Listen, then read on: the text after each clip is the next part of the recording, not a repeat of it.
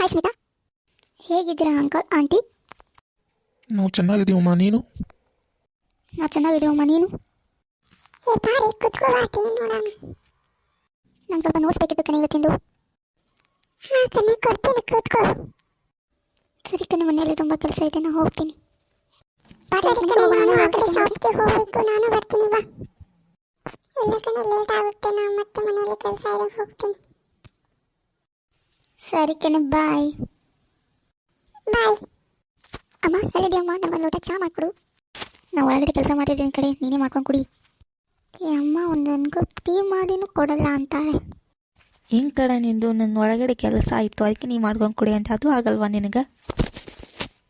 ಸರಿ ಮಾಡಿಕೊಡ್ತೀನಿ ಇರು. ತುಂಬ ಥ್ಯಾಂಕ್ಸ್ ಅಮ್ಮ. ತಗೋ, ಕುಡ್ದು ಓದ್ಕೋ ಹೋಗಿ ಸಾಕು. ಸರಿ ಅಮ್ಮ, ನಾನು ಇನ್ನು ಓದ್ಕೋತೀನಿ, ತುಂಬ ವರ್ಕ್ ಇದೆ ಬರೆಯೋದು. ವರ್ಕ್ ತುಂಬಾ ಇದೆ, ಎಷ್ಟು ಗೊತ್ತಿಲ್ಲ, ಎಲ್ಲ ವರ್ಕ್ ಕಂಪ್ಲೀಟ್ ಮಾಡಬೇಕು.